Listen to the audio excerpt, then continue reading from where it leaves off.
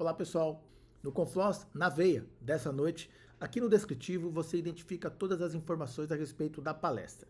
Não deixe de acompanhar o nosso trabalho e lembrando as conferências Floss de 2025. Sou DevCon, Confloss e PHP Conference Brasil. Esses três links desses três eventos estão aqui no descritivo do nosso vídeo. Se você é uma empresa e quer apoiar o evento, seja com um patrocínio ou algum outro tipo de apoio, entre em contato conosco, comigo, Anderson, ou com o Galvão, aqui dentro do descritivo. De novo, desse vídeo você identifica a melhor maneira de entrar em contato conosco, que é através das nossas contas no LinkedIn. Acompanhe agora a palestra. Cara, primeiro, brigadão aí por participar com a gente. É sempre bom ter você junto aí. Obrigado por dedicar seu tempo aí, dedicar o seu conhecimento aí para ajudar o pessoal, né? Eu tenho que compartilhar aqui a tela. Isso. Vou testar antes ou já? Isso. Tab, Window, Entire Screen. Tá? Isso.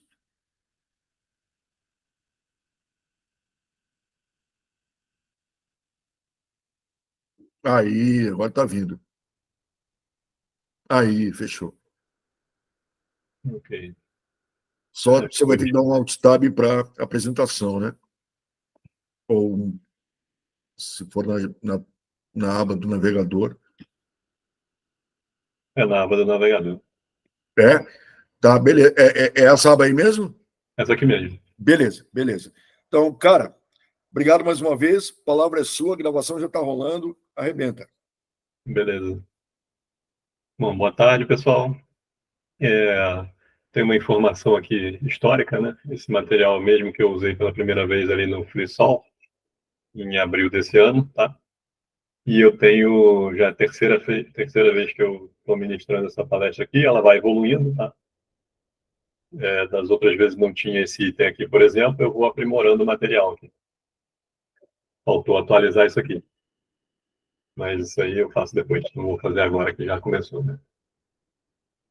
Então, vamos lá, vou falar aqui um pouco, né, de uso de inteligência artificial para programar, ok? Na verdade, eu uso ela tanto para programar quanto para infraestrutura, né? Eu acho que é uma ferramenta que veio para ficar e algumas pessoas ficam questionando, isso vai substituir o profissional, vai deixar de ter gente. Bom, eu não sei se isso vai acontecer, né? Já aconteceram outras coisas disruptivas assim na história e acaba que a coisa antiga ainda existe também, né, tal. Mas uma coisa que eu acho que é bastante provável é que a pessoa que não usar essa ferramenta vai ficar para trás. Isso eu acho muito, né? E aí também depende de cada contexto, né? Cada contexto é um contexto, né? A pessoa que está numa empresa grande, estável, lidando com uma tecnologia mais antiga, numa equipe onde já tem muita gente experiente e tal, pode ser que essas equipes não lancem mão dessa ferramenta e continuem existindo, sem problema nenhum. Né? Enfim, vamos lá. Primeira etapazinha obrigatória, né, de qualquer apresentação. Assim, quem quiser ver isso aqui, tá? Isso está no meu blog lá, cartola.org. Blog, não, na verdade, isso é um wiki, tá? Vou navegar aqui para mostrar para vocês como chega nesse material. Então, na página de entrada aqui tem alguns links, né? E aí, nessa parte pública aqui tem as palestras que eu ministrei. Então, aqui tem palestras sobre desenvolvimento de sistemas e aqui a última, aqui mais atual, no Confloss 2024, onde tem um link para o material, que é o que eu estou apresentando ali na outra linha. E aí eu vou abrindo, né, como se cada sessãozinha dessa aqui fosse um slide. Eu achei legal esse formato aqui. Você já tem o contexto todo da apresentação e eu vou abrindo à medida que eu vou falando. Como isso aqui está online, não preciso me estender muito nisso, né? Só algum comentário aí. Eu sou analista de sistemas, né? Atuo como analista de sistemas, embora tenha me formado como engenheiro eletrônico.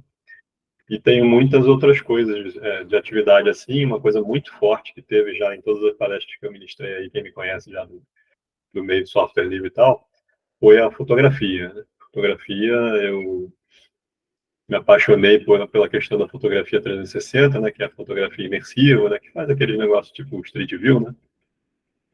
Já no ano 2000 eu conheci esse tipo de foto e já comecei a tentar fazer, e isso se tornou muito forte. Comecei a dar curso, comecei a dar palestra e tal, tem muita coisa em relação a isso, né? Então, meio que daqui para baixo tem coisas relacionadas a isso, né? Grupo de fotografia panorâmica e tal. O que eu vou apresentar hoje, isso não tem muita relação. Eu já mexo com software livre já desde 92. Qual é a motivação, né, para eu falar sobre o auxílio, né, da IA na programação? Na verdade, é o assunto do momento para mim. Eu estou usando isso no trabalho, estou usando isso nas minhas atividades particulares, ok? Ontem, por exemplo, uma amiga pediu: meu filho vai participar uma amiga de longa data, né? Uma amiga de um grupo de amigos que a gente se conheceu por conta dos filhos na creche, né? Meu filho mais velho já está com 19 anos, então esse pessoal aí tem, sei lá, meu filho foi para a creche com 3 anos, 4 anos. Esse pessoal aí tem mais de 15 anos de amizade. E o filho dela vai participar de um encontro de jovens com Cristo, uma coisa assim. E eu não sou nada religioso, nada religioso.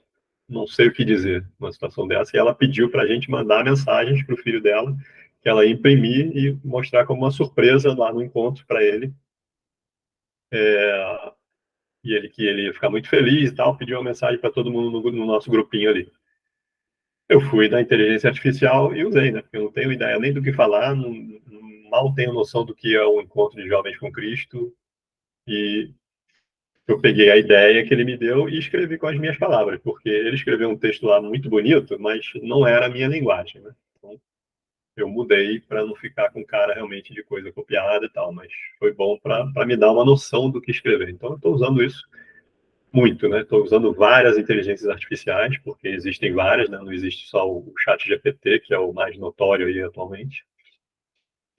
E eu trabalho muito com infraestrutura e programo para essa infraestrutura também, e tenho meu site, tenho vários sites, como mostro aqui, né? E nem todos os que eu tenho eu mostro aqui, né? Por exemplo, minha mãe tem uma pet shop e o sistema de gestão e controle dessa pet shop eu que fiz, né? Fiz para ela usa via web, então eu uso para programar isso aí também. Quando tem que mexer em alguma coisa lá, tem algum problema, tem alguma modificação, eu uso a inteligência artificial para me auxiliar. Dentro da motivação aqui, acho que a motivação maior assim de quem gosta do software livre e se oferece para esse tipo de evento é essa questão de compartilhar o conhecimento, né? Na minha visão, o conhecimento todo que a gente tem, todo o conhecimento que eu adquiri ao longo de toda a minha vida, foi através do compartilhamento de N pessoas, não só do meio de software livre, né? Todos os meus professores, desde o colégio primário até os que eu ainda tenho, cursos que eu faço e tudo mais, contribuem com o meu conhecimento. E à medida que você compartilha o conhecimento, quem já ensinou alguma coisa, quem já deu aula, quem já compartilhou um conhecimento qualquer que seja, você sabe que na hora que você compartilha, na hora que você tem que explicar alguma coisa para alguém, você faz isso de uma maneira diferente. Você tem que pensar diferente do que você estava pensando na hora que você estava lendo ou estudando um assunto ou assistindo uma aula, né? E aí isso aumenta muito seu conhecimento. Além do que, se você se propõe a ensinar uma coisa, se propõe a ensinar bem, você vai pesquisar, vai ver detalhes que você não viu ou não precisaria ter visto, se você estava só aprendendo uma coisa, né? Porque você vai tentar ser completo e responder perguntas, né? À medida que eu dou essa palestra 3 vezes, por exemplo, ela vai ficando mais rica com as colocações que as pessoas vão fazendo em cada palestra e tudo mais. Então, isso é a minha grande motivação. Eu coloquei uma frase aqui que eu gosto muito da Cora Coralina, né? Feliz é aquele que transfere o que sabe e aprende o que ensina. Resume muito essa minha motivação. Então, vamos à vaca fria. Quer saber de onde surgiu essa expressão, vaca fria? Vamos ver de onde surgiu essa expressão? Será que eu tenho aqui? Será que eu não tenho deixado nada? E eu acho que eu desativei meus modelos locais aqui. Não vai funcionar. Isso aqui é uma instalação local de inteligência artificial, tá? Eu estou aqui num notebook que tem uma NVIDIA. É uma NVIDIA 3060. Não é das mais potentes, mas eu consegui fazer funcionar aqui. Vamos ver aqui. De onde surgiu a expressão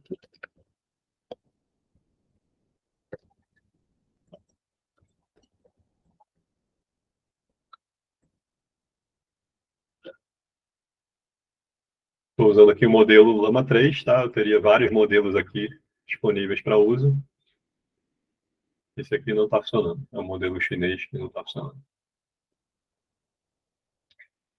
E assim, os modelos que eu coloquei aqui foram visando muito a programação, né? Então não vai funcionar muito bem, talvez, para esse tipo de pergunta genérica, cultural, né? Eu acho que não está rodando. Deixa eu ver aqui se.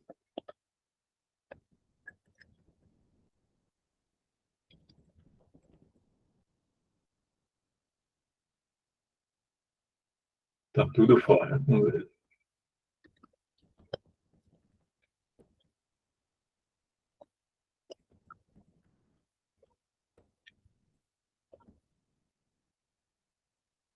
Deixa eu copiar aqui para poupar tempo. E a minha ideia, no final da palestra, é mostrar para vocês como fazer essa instalação localmente. E também não precisa ser local, né? Você pode, esse negócio de nuvem hoje em dia, alugar uma máquina na nuvem que tenha uma GPU, né? Você precisa de uma GPU, idealmente. Senão o negócio fica... Alguns modelos até rodam sem GPU, algumas soluções rodam sem GPU. Não sei se essa que eu estou usando roda só em CPU, mas fica muito ruim, muito lento, né? A expressão "vamos lavar vaca fria" surgiu na década de 40, no Rio Grande do Sul, onde a origem exata é desconhecida, mas acredito ter sido uma forma de brincadeira ou um trocadilho entre jovens amigos. Tarará. Famosa marca de refrigerantes frios, a Vacaria Fria. Vai cair a frente. Vamos fazer a brincadeira. A gente pode fazer a mesma pergunta para outro modelo, né? Mas, como eu falei, aqui são modelos mais indicados para código, né?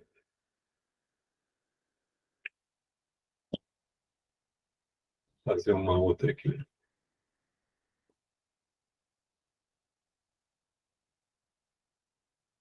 Esse aqui é um modelo francês.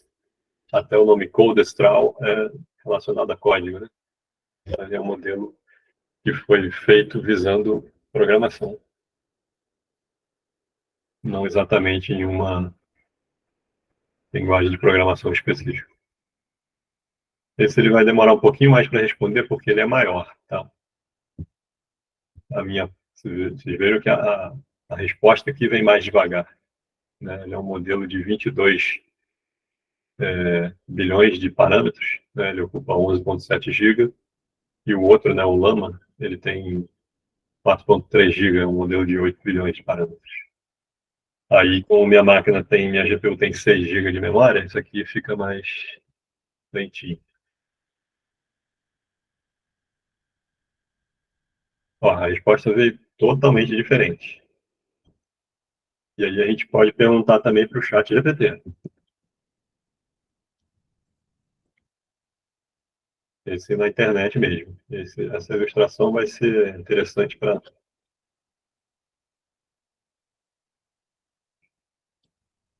uma coisa que eu vou falar daqui a pouco na palestra também. Língua portuguesa no Brasil, vamos direto ao ponto, vamos ao que interessa.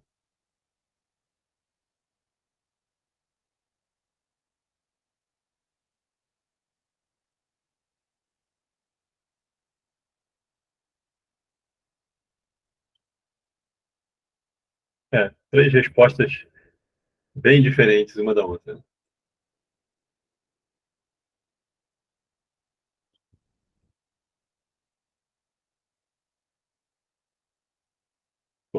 eu não li com tanta atenção também, para não ficar interrompendo muito a palestra. Vamos lá.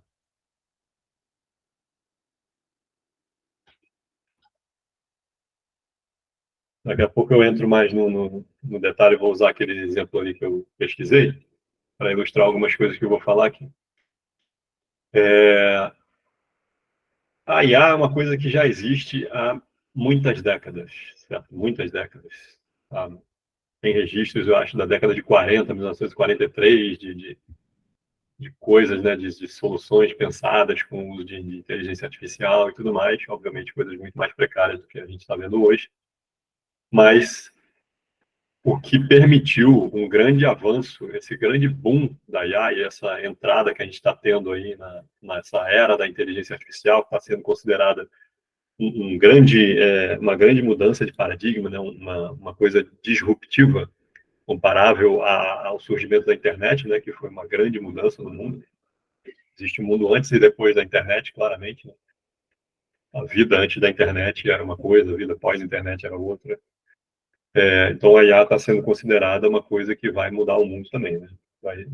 Talvez daqui a alguns anos a gente se pergunte, poxa, como é que a gente vivia sem inteligência artificial? Do mesmo jeito que a gente se pergunta como a gente vivia sem celular e a gente sobrevivia sem celular. Né? Isso foi permitido, né? Aconteceu por causa do aumento gigante da disponibilidade dos dados, né? Que estão na internet. Quem ouviu falar um pouco mais de IA, e não sei o perfil do pessoal que está assistindo aí, sabe que todas essas inteligências artificiais, elas estão usando dados obtidos na internet para calibrar os modelos, né, para criar essas inteligências, entre aspas, né, porque isso não tem nada de inteligente, na verdade, não tem raciocínio aí.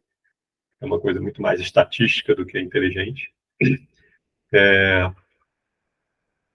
Temos 14 pessoas na sala, vamos lá. E só uma coisa, né? Eu gosto muito de perguntas ao longo da palestra, tá? Não sei se tem alguém do evento aí participando. Se alguém fizer pergunta aí, porque eu não vou ficar olhando. Se alguém fizer pergunta, se puder ler aí no meio, seria interessante. Beleza? E quem quiser abrir microfone e falar no meio aí também, para mim, de boa. Então, o aumento da disponibilidade dos dados, a gente sabe que a internet tem um volume de informações imenso, certo? Fez até surgir a questão do Big Data aí, né? É muito dado, você não consegue mais lidar com essa quantidade de dados como você lidava quando você tinha um banquinho de dados, que você botava tudo ali em tabelinhas e registros, né? O aprimoramento do hardware, a gente tem aí a NVIDIA disparou, né? As ações da NVIDIA dispararam por conta do hardware dela estar sendo super utilizado para a criação desses modelos de inteligência artificial. Okay? Então, a gente tem um hardware hoje que permite esse baita processamento que é necessário para você criar esses modelos.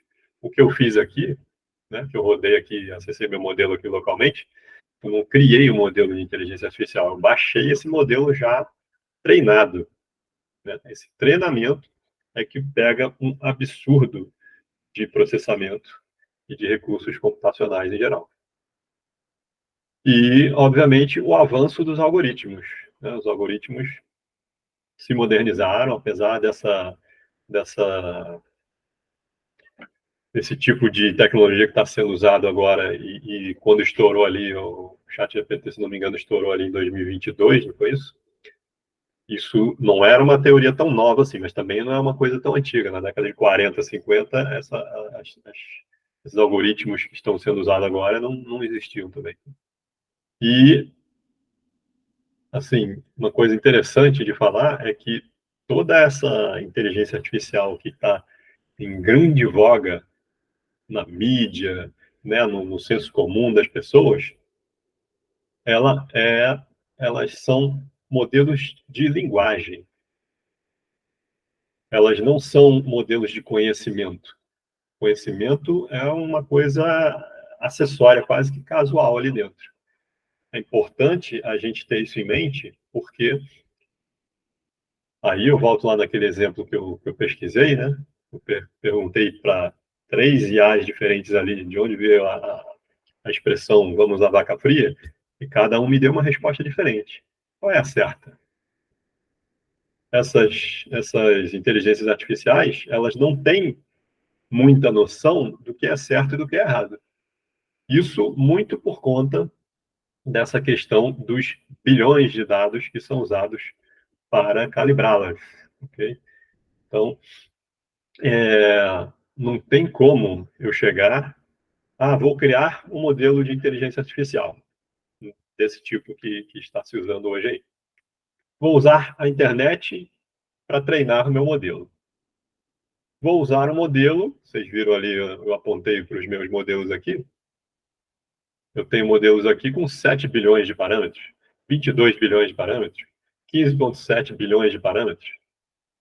Não fui eu que fiz esses modelos, tá? Só um parênteses.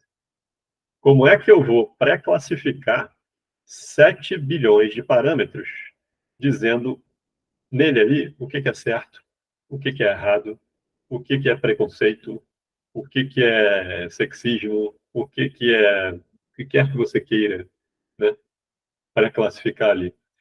Porque em 2018, por exemplo, eu criei um sitezinho para o pessoal que foi no evento lá em Foz do Iguaçu, famoso Latinoair. Vai vir aí Latinoair, hein, pessoal? Bora lá, hein? O pessoal do evento contratou uma empresa para fotografar o evento e, no final, a empresa disponibilizou as fotos do evento e o pessoal lá do evento passou para a gente no Google Drive. Eu já estava, né, começando a estudar esse negócio de inteligência artificial. Eu peguei, eram quase 6 mil fotos, se não me engano, ou quase 5 mil, não lembro direito. E eu criei um sitezinho para o pessoal acessar o site, aí clicava ali, tirava uma selfie, mandava a selfie para esse site, e o site retornava para você todas as fotos nas quais você aparecia. Né? Em vez de ficar olhando 5 mil fotos para achar suas fotos, você conseguiria achar a sua foto rapidamente. Ou a sua, ou de quem você quisesse. Bastava você mandar uma foto de alguém que você quisesse encontrar também nas outras fotos. Obviamente é interessante, né? Quem participou do evento, principalmente, quer olhar um monte de fotos de outras pessoas, do evento e tudo mais. Mas e se eu quiser, em algum momento, achar as minhas? Quero ver as minhas. Aí eu não preciso olhar 5 mil fotos para procurar as minhas. Né? Mas o que acontece? Esse modelo de inteligência artificial, ele foi treinado para reconhecer imagens e reconhecer rostos e imagens. E ele foi treinado, não foi com bilhões de parâmetros. Obviamente, tiveram que ser usados muitos parâmetros para que esse modelo soubesse entender o rosto, né? Criar features, né? Criar parâmetros de rosto para saber diferenciar um rosto de outro. Né? Então, tentando dar um exemplo assim, eu acho que esse modelo que eu usei era um modelo pronto da AWS, tá? De reconhecimento facial. E ele comparava um rosto com outros rostos numa foto e dizia o percentual de semelhança entre um e outro, e você, no seu código, dizia, quando for acima de 90%, você escolhe o percentual, diga que esse rosto é da pessoa que foi buscada. Você pode botar lá que só quer que mostre 100%, aí vai ter menos resultado, talvez. Enfim.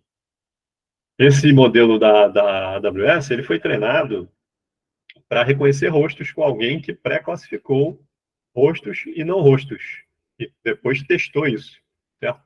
Quando você usa bilhões de parâmetros, não tem como pessoas, ou uma equipe inteira, ou equipes que sejam, pré-classificarem todo esse conteúdo para dizer, olha, racismo é crime, não fale coisas racistas. Olha, mandar a pessoa se matar não é razoável. Porque isso aí teve um caso que aconteceu, né? A pessoa, acho que foi falar alguma coisa com a inteligência artificial, talvez o ChatGPT, né, que é o mais famoso, mas não me recordo exatamente. E o ChatGPT, ou a outra inteligência artificial, sugeriu lá, não, você pode se matar. Imagina você pega uma pessoa deprimida, que se abre com a inteligência artificial, porque é uma coisa com a qual você consegue conversar, né? Mas é uma coisa, e o negócio manda você se matar. Não pode, né? Então, na internet tem muita porcaria, e todas essas porcarias foram usadas para calibrar essas inteligências artificiais. Então, voltando aqui, essa sigla aqui é de Large Language Models. Então, a gente tem que se lembrar que esses modelos são modelos grandes de linguagem, ok? Eles não são fontes fidedignas de informação nenhuma, nenhuma. Você pode pedir o conselho que você quiser ali, mas sempre verifique a informação. Ele vai agilizar? Vai. Às vezes é muito mais rápido você perguntar uma coisa para ele, olhar a resposta dele aí e depois procurar na internet para confirmar aquilo ali num site confiável, né? Dependendo do que você estiver procurando. Por exemplo, se você fizer uma pergunta jurídica ali, você tem que confirmar na lei, né? A lei está online. Se você fizer uma pergunta médica ali, confirme em sites médicos, em sites de hospitais, sites de pesquisa médica e tudo mais, né? Site de instituições médicas e tudo mais. Mas ele pode te cortar o caminho. E esse é um dos motivos pelos quais eu gosto de usar inteligências artificiais que me dão referências que eu posso acessar, tá? O chat GPT, ele não costuma dar referência. Cadê o chat GPT? Usei aqui, usei aqui. Por exemplo, aqui eu fiz uma pergunta e ele não me deu nenhuma referência para conferir isso aqui, certo? O Bing, por exemplo, costuma dar. Se a gente fizer a mesma pergunta, não, Bing eu gosto de usar aqui nesse outro negócio. Até que o meu único coisa aqui é esse. Meu único bookmark é aqui. É esse aqui. Vamos ver se ele.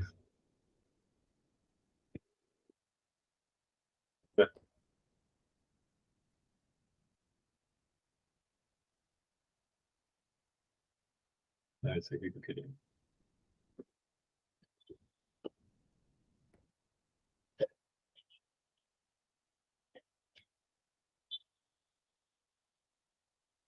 Ó, já tem referências aqui. Então você pode confirmar. Se isso aqui veio de um site desconhecido, pessoal, de um cara que eu não conheço, eu não vou confiar nessa informação. Mas ele está dizendo aqui de onde ele tirou essas informações. Ok? O Gemini do Google também dá referências. É outra inteligência artificial.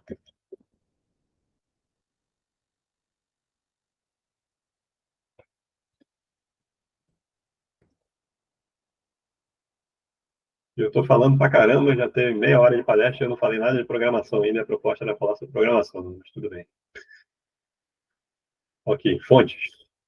Okay? Obviamente isso serve para programação também, né? Hoje mesmo eu pedi para o chat GPT, isso. Mas foi o chat GPT local lá da minha empresa, né? Eles fizeram a instalação local, para que a gente não exponha dados da empresa, né? Código da empresa e tudo mais. Eu precisava fazer um merge de um branch que eu criei no Git, de volta para o ramo principal, ok? Eu criei um ramo de desenvolvimento para implementar uma nova funcionalidade e queria voltar isso para o ramo principal, eu não tinha feito isso ainda. Perguntei para o chat GPT interno nosso lá como fazer isso. Ele me deu a resposta errada, primeiro. Eu olhei, pensei, perguntei para outras IAs, me deram respostas diferentes, e aí eu perguntei para ele, poxa, mas isso aqui que você falou, vai fazer o quê? Ele falou, desculpa, te falei errado, tem que fazer aquilo, não isso. Aí ele corrigiu lá e funcionou a segunda resposta, mas tudo é perigoso, né? Você está mexendo com código, você pega um código que, que uma inteligência artificial te deu, joga num lugar que não é um lugar de teste, você está desenvolvendo em produção, né? Eu, por exemplo, uma coisa pequena e minha, eu faço tudo em produção, né? Eu falei, eu desenvolvo o sisteminha da loja da minha mãe. Ela pede modificação, eu faço em produção, gente. Eu não testo. Não tem ambiente de teste, homologação e produção. Não tem. Só tem um ambiente. E é lá que eu testo. Eu tenho backup diário e tudo mais. Qualquer coisa eu retorno backup, que é rapidinho de retornar também. Né? É uma coisa pequena, pontual ali. Na minha empresa, se eu pedir um backup, vai demorar horas para sair um backup. E minha mãe também tem muito menos necessidade, né? Se o sistema ficar fora um pouquinho, não tem muito problema.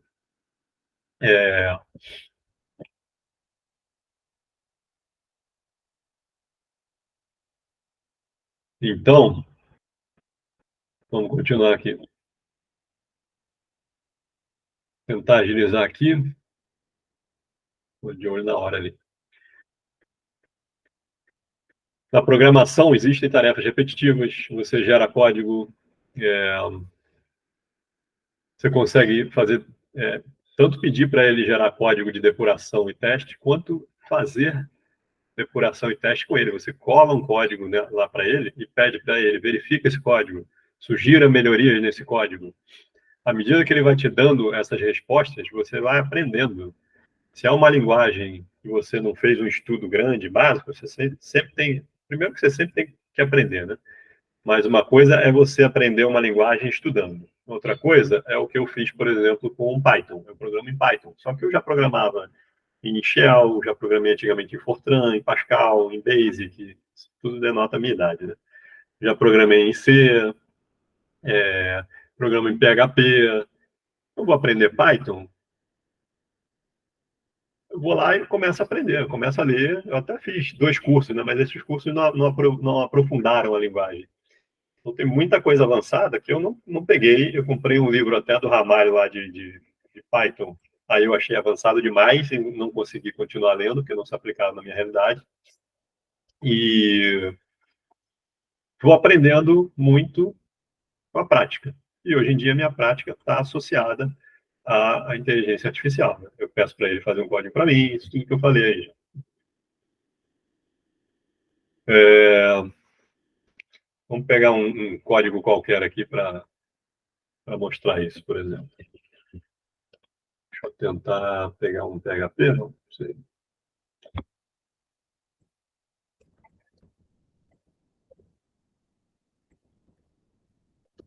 Pegar um shell que eu tenho mais na mão aqui.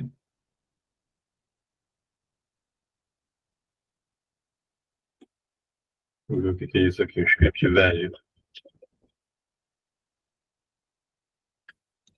Velho e pequeno. Vou pedir para ele sugerir melhorias nesse código.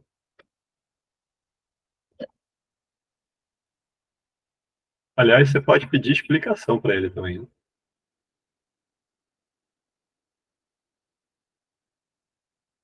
Já estou aqui, vou aqui. E o código a seguir faz. Serve até para não programadores, né?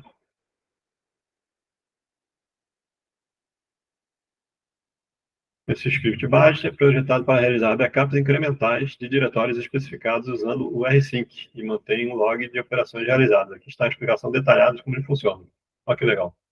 Um resumo, né? E os detalhes. Muito legal. E, naturalmente, cada IA também vai te dar uma coisa diferente. Tá? E aí a gente pode prosseguir. Existe alguma melhoria importante sugerida para esse código? Normalmente entramos na programação da palestra.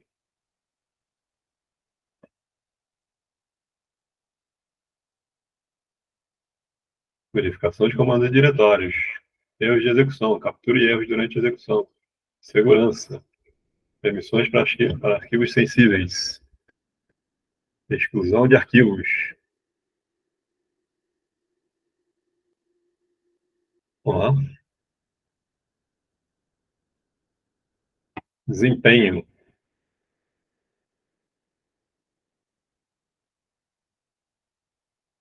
Muitas sugestões, hein?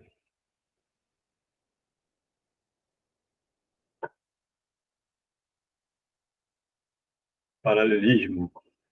Melhorar o log. Verificação de espaço em disco. Caramba, gostei muito. Hein? Eu não vou fazer nada disso. Script antigo, nem sei se eu uso mais. Espero que eu não tenha tido nenhuma senha exposta minha ali, porque eu não prestei atenção nisso. Cadê essa janelinha aqui? Vamos que vamos. O programador será substituído pela IA? Pois é, um dos motivos pelos quais eu acho que não vai ser substituído é porque, bom, aqui tem vários motivos, na verdade. Né? A IA alucina, certo? Ela inventa coisas. Por quê? A IA é uma ferramenta, como eu falei, estatística. Para o senso comum, para a pessoa comum, que não manja nada de programação nem de TI, a gente pode dizer que a IA é uma ferramenta estatística. Ela pegou bilhões de informações da internet e ela trabalha, aí é interessante saber como ela trabalha, né? Ela trabalha palavra por palavra. Ela pega a sua pergunta, gera tokens ali, você pode pensar em palavras. Ela pega cada palavra dessa sua pergunta e joga lá no mecanismo dela, calibrado já, treinado, e se pergunta qual é a próxima palavra mais provável. E aí joga lá. Olha que surreal. Ele não pensa, então não tem inteligência nenhuma. Quando eu perguntei de onde surgiu a expressão vamos à vaca fria, interrogação, ele não pensou na resposta e depois elaborou o texto. Ele pensou qual é a próxima palavra mais provável de sair depois disso aqui. A próxima palavra mais provável é A. Aí, depois do A, considerando o A, ele considera todo esse contexto aqui, qual é a próxima? A expressão. Considerando a pergunta e a expressão, qual é a próxima mais provável? É a aspas aqui, que eu botei aspas aqui e tal, não sei o que. Porquê? Não tem porquê, né? Um mecanismo super complexo ali o negócio. Mas ele vai pensando assim, palavra por palavra, qual é a próxima mais provável. Dentro de uma calibragem que ele fez com um monte de dados certos, errados, preconceituosos, homofóbicos e por aí vai. Opa, janela errada.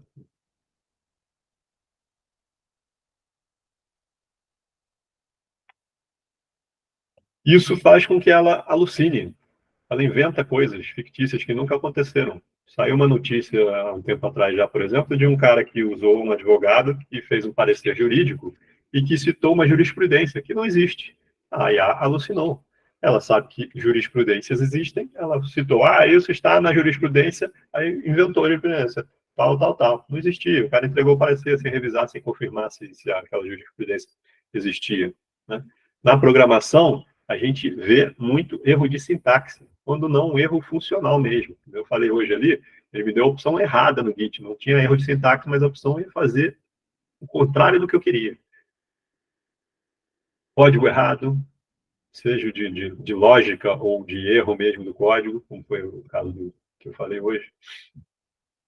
Falta de generalização de aprendizado, ele faz uma coisa que não funciona em todos os casos, e você, às vezes, pensando, você vai, não, isso aqui tem que funcionar, em outros casos também que eu esqueci de mencionar para ele. Isso aqui menos em programação, né? Viés, ele tem vieses, né? Tem discriminação e falta ética ou falta de ética. Questões éticas, questões discriminatórias e vieses. Vieses ele pode ter na programação, né? Se ele está treinado com programações de pessoas que preferem fazer o negócio de uma forma, ele vai fazer daquela forma em detrimento de outra, que você talvez preferisse, né? Por exemplo, eu prefiro usar case, né? Case vou mostrar rapidinho aqui, né? Nome, por exemplo, aqui, ó, o próprio nome do meu diretório aqui está em Snake Case, se não me engano, é o nome desse tipo de separação aqui. Quando eu não vou dar um nome para uma variável, eu vou dar assim, o nome da variável. Esse eu acho que é o Snake Case, em contraposição com o Camel Case, que é o nome da variável. Eu não gosto disso. E sempre que eu pergunto e não especifico, ele me manda o código com variáveis e nomes de funções, tudo com camel case. E eu não gosto. Então, ele tem vieses.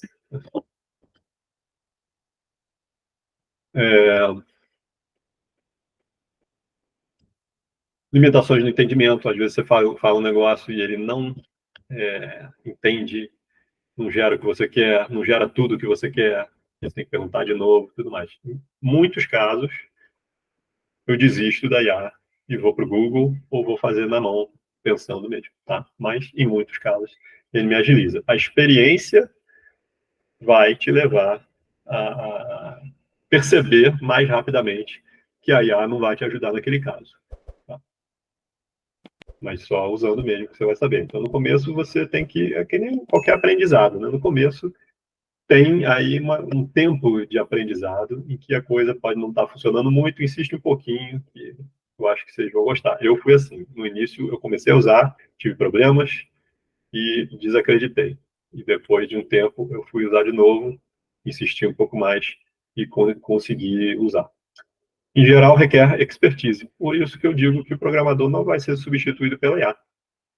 Porque um leigo total não vai ter condição de testar, de saber que ele está falando errado, que ele está alucinando, né? Vai ser muito difícil um leigo total até criar todo o ambiente, né? Você pode até perguntar tudo isso para a IA. Como eu instalo um ambiente para rodar Python? Mas talvez um leigo nem saiba que precise disso, nem saiba o que perguntar. Mas aí eu acho que realmente o programador que saiba usar bem a IA, ele vai ter um aumento de produtividade. Então, eu acho que isso é uma ferramenta, inclusive para outras áreas, né? Eu conversei outro dia com um colega que é artista, na verdade, um filho de um colega, e que criticou muito a IA. Ele, não, tem que fazer na mão, isso aí não é criatividade, isso aí não sei o quê. Eu, depois que tive essa conversa com ele, que a gente não chegou num acordo, eu pensei nessa questão. Falei, cara, a IA é mais uma ferramenta. Você podia usar ela como uma ferramenta, né? Ela vai te agilizar depois que você termina o trabalho. Você mexe nele. Aqui uma notícia, né, de maio de 2024. ChatGPT ainda produz muitas respostas incorretas para problemas de programação. Pesquisadores analisaram 517 perguntas do Stack Overflow e compararam as respostas do modelo com humanos. 54% das soluções apresentadas continham erros de interpretação. Então, ele interpretou errado o que você perguntou. 36% fatos imprecisos. 28% erro de lógica. 12% erro de terminologia. Então, ela erra, mas ela ajuda. Com a experiência, você vai vendo isso aqui. E eu que fico chaveando entre linguagens de programação, né? PHP, por exemplo, eu uso para meu uso pessoal. Eu não mexo muito. Não tenho um traquejo assim cotidiano com PHP. Então, às vezes, eu nem lembro qual é o nome do comando para fazer determinada coisa. Eu pergunto lá para ele, ele diz, eu uso. Me agiliza muito nesses casos. Vou comparar com uma linguagem que eu tenho mais experiência, aí às vezes é melhor eu ir fazer na mão mesmo. Né? Um shell, por exemplo, às vezes ele faz besteira. Como ele é uma coisa estatística, como eu falei, né, ele vai ser melhor com linguagens mais comuns. Por quê? Ele teve mais informação para treinar. Então, se você quer programar em Python, HTML, JavaScript, CSS, incluiria PHP aqui também, ele vai ser bom. Vai ser melhor com isso do que com Bash, que é, embora Bash seja no meu métier, né, muito difundido. No meu trabalho, mexo com Unix. Minha equipe é de Unix. Né? Estou aí nos meios de software livre, tudo, o pessoal usa tudo Linux, tal, todo mundo conhece Bash, mas no resto do mundo, digamos assim, né, o Bash é uma coisa muito menos comum do que Python, por exemplo. Ansible também, acho que Ansible é muito menos comum do que Bash até. E ele é muito pior também com coisas ainda mais underground, né? KRPano, muita gente não deve saber o que é.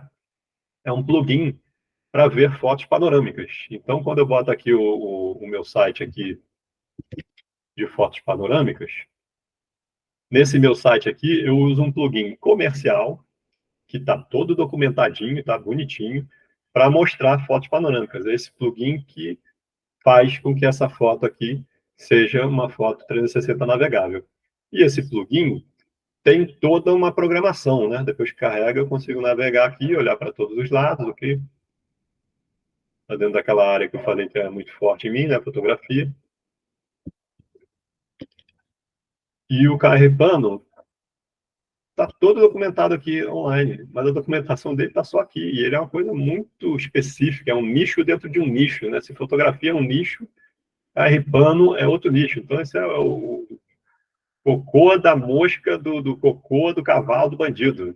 Está lá, você pergunta os negócios para a inteligência artificial disso aqui, né? Ele tem uma linguagem aqui, por exemplo, de action scripting, que eles fizeram dentro do XML. Você pergunta isso aqui para ele, ele erra tudo, tudo. Uma coisa super simples, assim, não tem a menor noção. Por quê? Ele não foi treinado. O treinamento que ele teve nisso, né, a estatística está muito mais forte de outras coisas. Então, para isso aqui, eu teria que fazer um RAG. Eu já vou falar aqui daqui a pouco, ok? Em maio de 2004, a Chat Mistral, que é uma inteligência artificial francesa, lançou um modelo dedicado a código, que eu até baixei ali. Foi o primeiro que acertou alguma coisa para mim, para o Carrepano. Engraçado, né? Acesso direto aqui, tá? Foi um que eu não entrei ali ainda. Chatmistral.ai. Você pode logar aqui ou não. Eu usava aqui no Google. Não lembro. Aceita aí e tal. Vamos ver a nossa pergunta lá, maravilhosa. Cadê? Vaca fria. De onde surgiu a expressão vaca fria?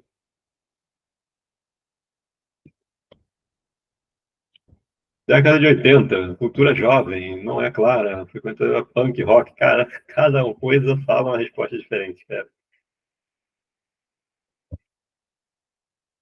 Cada coisa fala uma coisa diferente, tá vendo? O que não é uma coisa muito presente, né, muito certa na internet, também não vai ser muito certa na inteligência artificial. Né? Então, recomendações. Use o contexto. Ok? O que é o contexto? Como eu falei, isso é uma ferramenta estatística. Né? Então, tudo isso que está aqui, ele chama de contexto. As perguntas e as respostas que ele fez aqui até agora. Aqui no Bing, ele só me deixa ter um contexto de até 4 perguntas. Então, esse contexto é reduzido. O Gemini deixa mais, se não me engano, deixa umas 30, alguma coisa assim. E se você pagar esses modelos, eles deixam mais. Se você tiver um local, ele vai deixar mais ainda, né? Porque aí não tem limite. Está o local na sua máquina aí. É uma das vantagens, dos motivos para você querer ter um negócio local, certo? Outro motivo para você querer ter uma coisa local é funcionalidade. Você vai poder implementar funcionalidades que você só tem em versões pagas dos modelos. Fazer imagem, falar verbalmente, aí você pode treinar línguas, você fala e o cara responde, você conversa em outras línguas para treinar idiomas. Você cria contextos maiores, né? O RAG é como se você fosse criar um contexto maior. Você coloca, por exemplo, eu poderia pegar toda a documentação do KR-Plano, aquele plugin que eu uso ali, e já pré-calibrar isso como um contexto ali do meu modelo. Eu não consegui fazer isso ainda localmente, tá, gente? E aí eu vou conseguir fazer perguntas para ele e ele vai ser mais assertivo para aquela minha situação. Ah, eu estou numa equipe de suporte de servidores Linux da minha empresa, a gente vai mantendo toda a documentação lá dentro do Git, em formato Markdown, por exemplo, o TXT, o PDF. Ele lê, essas ferramentas leem vários formatos de texto. Você joga isso para dentro dela e ela calibra. Ah, minha empresa tem um banco de dados de procedimentos de não sei quantos milhões de documentos lá. Ou de, sei lá. Você pode fazer uma solução que considere isso e a pessoa pergunta qual é o procedimento para fazer isso. Ele vai te responder e te dar o link para o procedimento. Vai te responder com uma linguagem bonita, né? Porque esses modelos são modelos de linguagem, vai falar lindamente, vai ser super educado, a não ser que ele alucine, que ele... Mas eles estão calibrando essas LLMs para ela ser cada vez menos preconceituosa, para ter cada vez menos viés, né? Para não ter esses problemas aí que eu mencionei ali em cima, tá? O tempo está passando, gente, eu queria realmente mostrar aqui o que eu achei, tentei experimentar algumas coisas, tá, para instalar facilmente um modelo local. Assim, outro motivo muito interessante que principalmente empresas e pequenas empresas podem ter para querer cadastrar um modelo local é não expor suas informações, tá? Até uma pessoa pode ter esses motivos, né? Vocês vejam que eu peguei o meu código ali, joguei no chat GPT e nem olhei se tinha senha minha. Podia ter uma senha ali misturada no meu código, né? Porque aquele código ali é antigo e fica no meu computador pessoal para fazer um negocinho assim. Eu não sou tão preciosista assim, né? De criar um Vault para deixar a senha isolada, para não deixar a senha no código, porque não está nem no Git, não vai ser exposto em lugar nenhum para eu ter essa preocupação de não ter senha no código hard-coded, né? Então, pode sim ter senhas nos meus códigos ali. Se eu estou usando um modelo local, eu relaxo, eu não preciso ficar preocupado com esse tipo de coisa. Né? Eu jogo meu código ali, beleza. Ele vai analisar e vai me responder. Então, eu experimentei, como eu falei, né? Tentei instalar localmente de várias maneiras. e uma que foi assim, papum, super rápido, e eu fiquei com ela, foi esse Olama aqui, que já está aberto aqui. Até o site deles, vocês vejam como é simples. Olha só, você entra aqui, olama.com, não tem quase nada, é download e vamos ver. Vamos à vaca fria. Vamos ao que interessa. No download aqui, você vai para uma páginazinha que você escolhe o seu sistema. Para Linux, por exemplo, você pega e baixa um shell script que vai instalar para você. Está desconfiado? Baixa esse cara aqui e vê o que ele faz. Vamos lá.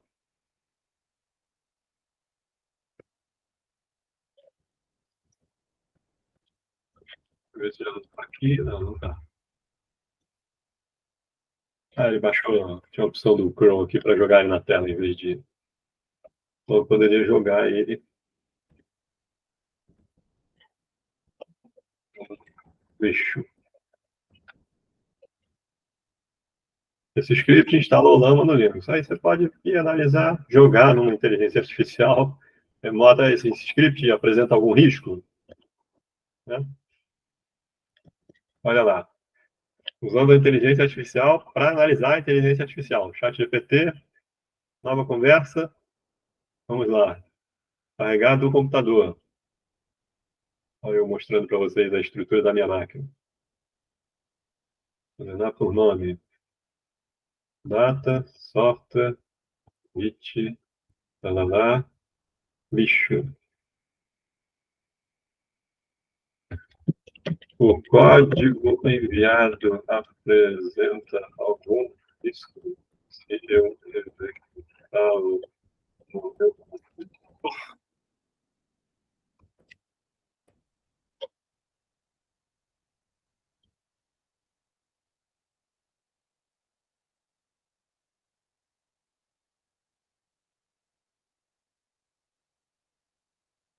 Pode ser instalação.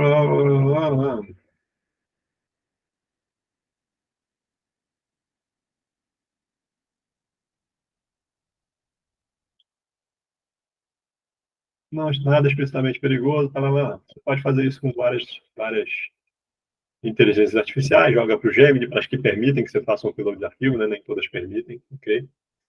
Então, é isso, né? Cada inteligência artificial tem as gratuitas, né? Que é o que eu foco aqui.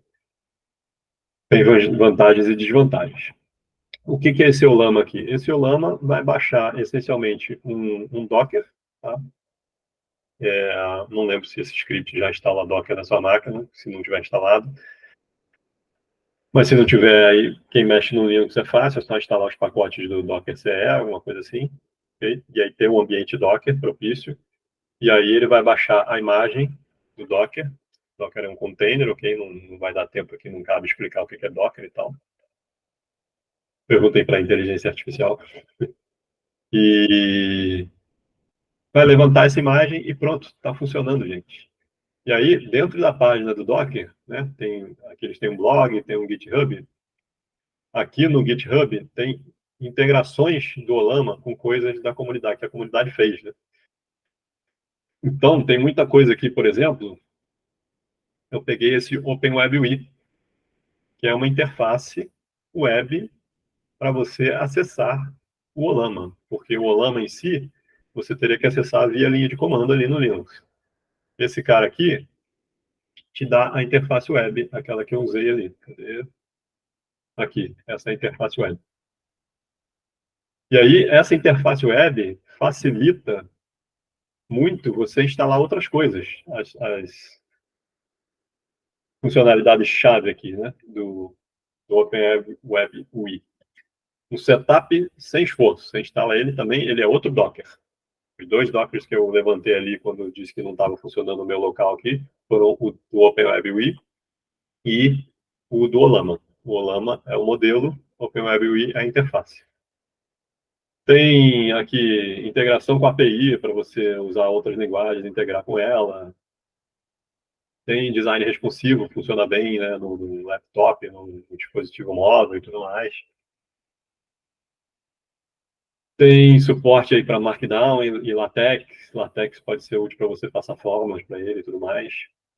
Hands-free Voice Video Call. Você pode usar ele com o microfone. Eu não sei se isso vai funcionar aqui agora, porque eu estou usando o microfone para outra coisa ainda, mas eu poderia fazer aqui, ó.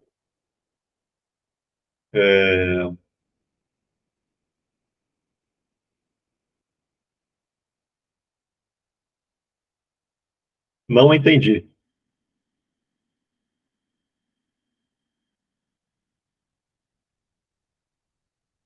Será que ele entendeu? Não entendi? Ah, não entendi. Mas eu acho que o carinha entendeu que isso aqui é não entendi. E está respondendo. Esse é aquele meu modelo lento, né? Vamos voltar lá o negócio. Ele tem um modo também que você consegue ficar hands-free. Não estou lembrando aqui onde coisa, né? Eu tive que apertar um botão aqui para ele entender, né? Para ele escutar o microfone, e teria que apertar outro para ele tocar, para ele falar isso aqui.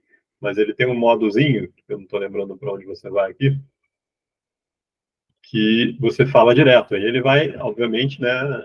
Tem limitações, não é uma pessoa ali. Na hora que você dá uma pausa, ele supõe que você acabou de falar o que você queria falar, e aí ele vai falar o que ele tem para falar, né? Então, se você falar e der essa pausa no meio, vai ficar uma coisa sem sentido, ele vai começar a responder e vai ficar um papo de bêbado, talvez. Mas vamos lá. Ele tem suporte a RAG aqui, ó. Features.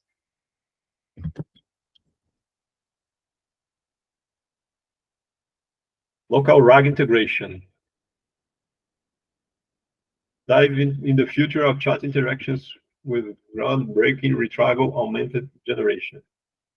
O que é isso? Retrieval augmented generation. Ele vai fazer uma geração aumentada, né, um contexto aumentado do que você está perguntando ali. Ó. O seu retrieval, né, o que você está obtendo de volta dele ali, vai ter uma geração aumentada. Isso, em outras palavras, é você colocar o seu contexto ali para ele responder em cima daquilo. Ok? O contexto, gente, o contexto tem custo computacional. Por isso que as inteligências artificiais limitam, né? Por isso que o Bing lá tem só 5 perguntas por pessoa. Porque à medida que você vai fazendo mais perguntas, toda vez que a próxima resposta tem que levar em conta tudo que foi falado ali antes, tudo que foi escrito ali antes.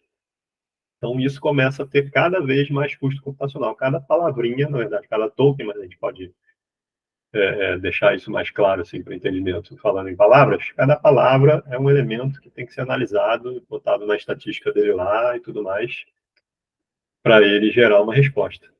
Então, como em geral tem limite também de tamanho de coisa que você faz upload, eu tenho aqui toda a documentação daquele KR Plano, aquele plugin que eu uso lá.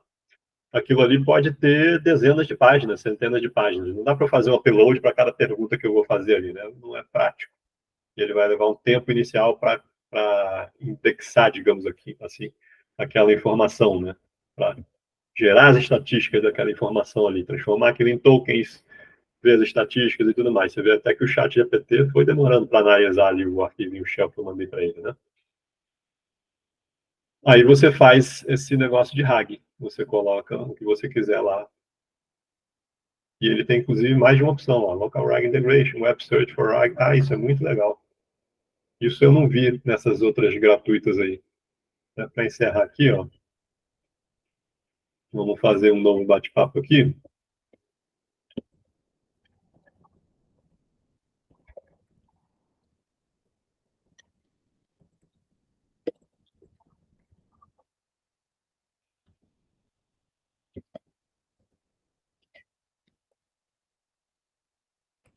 Ele vai na internet pegar um site que você queira. Hã? Errou.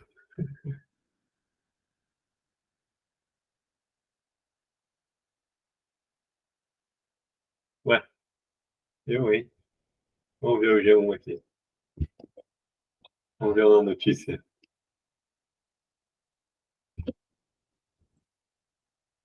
Eu não uso isso há muito tempo. Posso ter errado ali a maneira de me referir a uma URL, tá?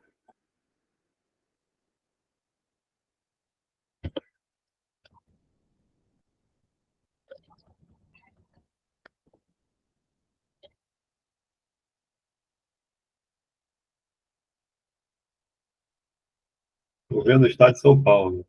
Pegou. Pegou. Por que do meu site ele não pegou, gente? Que coisa. Nada a ver. Passei para ele cartola.org, que é meu site pessoal. Não tem nada de futebol. Ele achou que é o Cartola Globo. Tá vendo? E há falha. Você tem que ter alguma noção do que você está perguntando para avaliar a resposta. Excelente exemplo. Bom, pela minha conta aqui, meu tempo já acabou, né? Teve alguma pergunta aí? Não? Tem perguntas. Chegamos ao final do nosso tempo aí. Vamos. Pessoal, se alguém quiser tirar uma dúvida ligeirinho, tá? Aproveite agora, tá? Que nós temos aí pouco tempo para a gente colocar para dúvidas. Então, se alguém tiver alguma dúvida, corra. Dou-lhe uma. Dou-lhe duas. Dou-lhe três. Eu. Hum. Peguei no último. Quem é você, Cartola, cara? Sou cara, eu, Klaus. Brigadão Eu reconheci a voz. Brigadão pela palestra aí, cara. Tava show de bola. Parabéns. E, mais uma vez, cara, obrigado por ceder seu tempo aí para falar com o nosso público. E vejo você em novembro, né? Sim, mas vai dar tempo da pergunta do Klaus? Ah, ele fez a pergunta? Eu não vi, desculpa. Não, eu quero fazer. Começou a perguntar, hein? Ah, não, pergunta. Vamos lá. Não, a gente começou a usar o ChatGPT para fazer programação e o que mais irrita no ChatGPT é que ele parece um vendedor, aquele vendedor que gosta de te enrolar. Então ele faz um código e te apresenta e esse código vai funcionar. E aí você bota sim. e você vê que Não funciona. o módulo está totalmente desatualizado. Você vê alguma Vocês já chance. desistiram? A gente continua a usar ele como como eu te falar assim, um norteador. Algumas vezes ele ajuda, né? Mas a maioria das vezes ele te enrola para programação, principalmente o que a gente tenta. Eu não sei se a experiência que você teve foi parecida com a minha, né? Na minha experiência, você tem que perguntar coisas pontuais e pequenas. Tem que, se o escopo aumentar um pouquinho, ele já inventa para você. Já inventa, já enrola, já não funciona. Mas então, a minha dúvida na hora que você vai programar, você tem que se forçar a dividir muito bem o seu código e seguir, por exemplo, uma boa prática que eu já vi em coisas de dicas de programação. Assim, os trechos do seu código tem que caber na sua tela ali que você está vendo. Se a tua função já tem 100 linhas, porra, já tem que refatorar e dividir essa função aí em 3 funções, alguma coisa assim. E aí você fazendo isso, tem mais chance de ter sucesso, porque você vai, né, começar a perguntar coisa pontual, uma função recebe isso, aquilo, quero que retorne aquilo, outro. Aí ele vai e faz, né? Você bota aquela função. Você nunca vai pedir, estou fazendo um sistema de CRM, que a nossa colega a Williana apresentou aí. Faz um sistema de CRM para mim. Mas eu te interrompi aí, cara. Não, claro, faz sentido. Eu acho que isso é o caminho, mas mesmo assim ele chuta algumas vezes. A minha dúvida é se existe alguma coisa no futuro planejada para fazer direito, porque se for usar ChatGPT, eu digo que não funciona. Assim, funciona ao avesso, assim, porque se o cara entende um pouquinho, ele vai ver que o ChatGPT ele pode te ajudar a escrever uma função. Você vai, escreve a função que faz isso. Aí ela escreve para você. Como você falou, cabe na página. Isso. Mas eu tenho usado assim, faltou até falar isso na minha palestra ali. Mas era uma grande dica que não sei se eu... divida para conquistar aqui, eu pulei isso aí. Peça para dividir, como dividir melhor, não sei o que, se você não souber dividir e tal. Isso é fundamental, E eles estão fazendo, assim, cada vez mais, né, modelos mais especializados. No começo não existia modelo especializado para código. Depois surgiu o Copilot, surgiu aí o Codestral, tem o chinesinho ali que está no meu aqui, que eu quis testar justamente porque é para código, né, o chinês aqui, DeepSeek, mas não funcionou, tá quebrado aqui. E imagino que no futuro eles possam dividir cada vez mais também. Do mesmo jeito que a gente divide as perguntas, que eles dividam também o tipo de resposta que eles dão. Imagina que eles façam um modelo de 7 bilhões de parâmetros focado em programação. genérica. Porra, o cara tem que saber trocentas linguagens de programação. Se eles fizerem o mesmo modelo de 7 bilhões que vai ter, a mesma performance, só para Python, porra, vai funcionar muito melhor.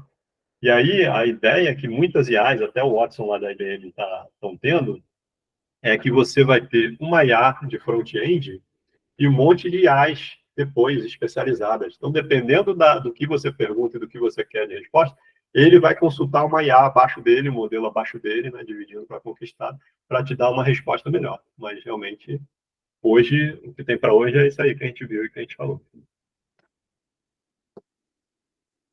Beleza, obrigado. Beleza. Pessoal, obrigado, então. Cartol, valeu. Nós vamos ter uns minutinhos aí antes da